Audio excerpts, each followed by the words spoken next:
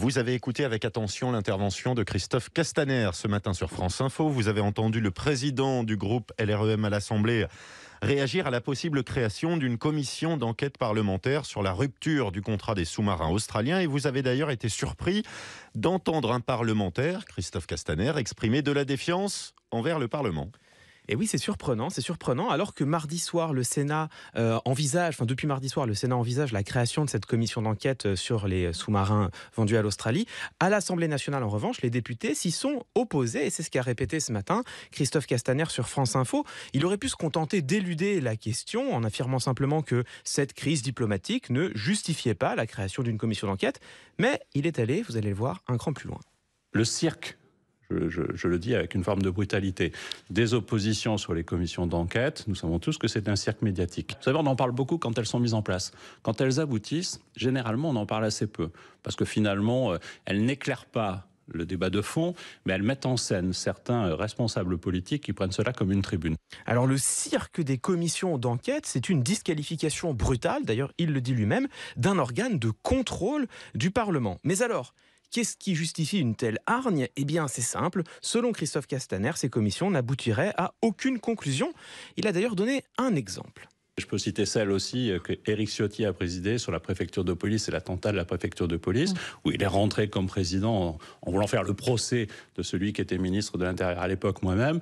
Il a rendu ses conclusions, il n'y a pas une ligne qui me mette en cause, et personne n'en a parlé à ce moment-là. Alors, l'intérêt des exemples, évidemment, c'est qu'on peut choisir celui qui nous arrange. Et en l'occurrence, Christophe Castaner aurait pu penser à d'autres exemples au hasard. La commission d'enquête au Sénat sur l'affaire Benalla. Plus de 30 auditions, largement diffusées et commentées. Un rapport d'enquête qui relevait, je cite, des invraisemblances, des incohérences et des contradictions, qui pointait, je cite toujours, des dysfonctionnements majeurs au sommet de l'État et qui formulait une série de recommandations pour y parer. Il me semble difficile d'affirmer que cette commission-là n'a été qu'une tribune et qu'elle n'a pas éclairé le débat public. À sa décharge, dans le même temps, la commission d'enquête à l'Assemblée nationale avait dû, elle, interrompre ses travaux à l'époque sur l'affaire Benalla. En même temps, les commissions d'enquête, Clément, ne sont pas les seuls organes de contrôle du Parlement. Il y a aussi une commission des affaires étrangères et une commission de la défense. Oui, c'est parfaitement exact. Elles peuvent, elles aussi, se saisir de cette question des sous-marins vendus à l'Australie. Et d'ailleurs, c'est ce qu'a rappelé ce matin Christophe Castaner.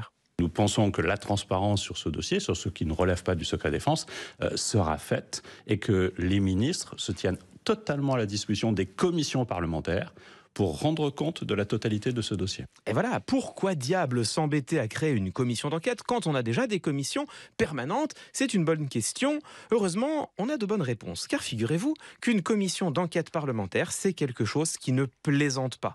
Les rapporteurs ont des pouvoirs de contrôle étendus, les individus convoqués ont l'obligation de répondre présent, les auditions se font sous serment et en cas de parjure peuvent donner lieu à des poursuites pénales. Bref, politiquement, c'est un sacré caillou dans la chaussure. On comprend que Christophe Castaner préfère l'esquiver. Et vous voulez dire qu'il agit davantage comme soutien du gouvernement que comme membre du Parlement ?